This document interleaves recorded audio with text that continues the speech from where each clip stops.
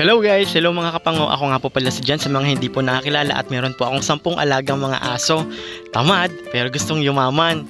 At ngayon nga guys, andito tayo sa may tindahan kasi tumutulong tayo para mag-adjust ng presyo. May mga binabang presyo, may mga tumaas din talagang presyo. At meron nga akong alagang 10 aso talaga na makukulit. Ito nga pala yung mga alaga kong aso na talaga naman kailangan kong i-maintain yung mga kailangan nila katulad ng dog food, vitamins at saka supplement. Napaka-importante kasi sa kanila na ibigay yung mga pangangailangan nila para maiwas sa sakit. At alam niyo naman guys, hindi talaga madali mag-alaga. Kailangan talaga may financially budget kayo para sa mga alaga nyong aso. Kailangan nyo kasi ibigay yung mga pangangailangan nila, lalong-lalo na yung love. Kailangan may time din kayo sa kanila. At buti na nga lang talaga guys, ay mabait si Lord kahit papaano inabibigyan tayo ng blessing monthly. Ako nga pala ay maliit na content creator sa YouTube channel at meron din po kaming Facebook page na Chitsufo Family Dogs Caring Team. At alam niyo naman guys, yung sinasahod ko sa YouTube ay talaga namang sapat lang para mabigay ko yung pangangailangan ng mga alaga kong aso. Pag sahod ko nga sa YouTube ay talaga namang una kong ibilihin yung mga pangangailangan nila, lalong-lalo na yung dog food na nakaka-4 na sako ko sa isang buwan. At after ko nga bumili ng dog food ay pumunta na ako sa may C5 housing.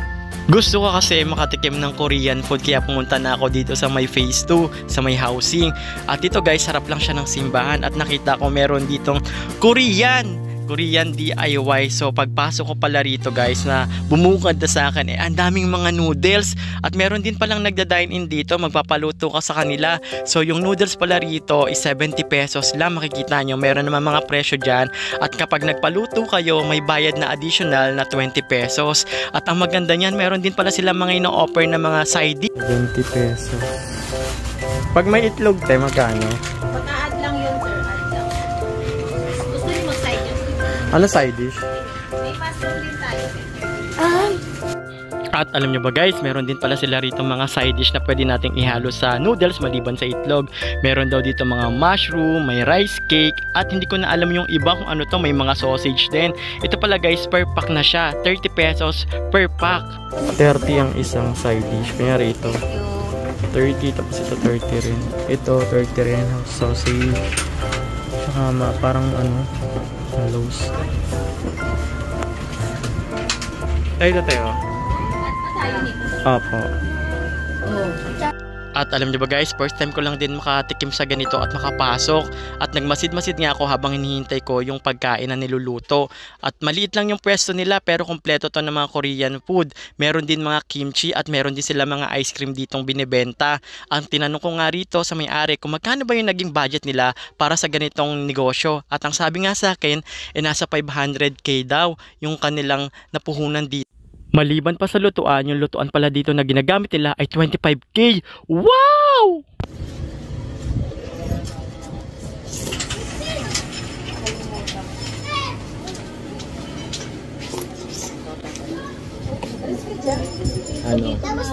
Ito yung soft drinks nila or drinks nila or milk tea na nila nakalagay sa Tetra Pak. Tapos ang gagawin nyo is isa-transfer nyo na lang sa sa basang may yelo. So, yung ganito guys, ayan, 60 pesos ang isang ganito. Nasa 230 ml. Ito. Nasa dugtong mo lang yan.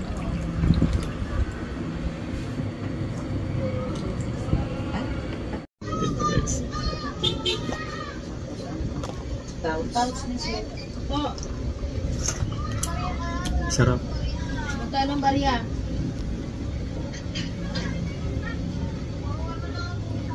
Ice cream. Meron. Tapos, ito mushroom daw tawag dito. Oo.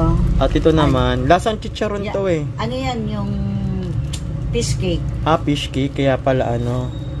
Parang crawfish yung lasa niya. Ito naman, sausage.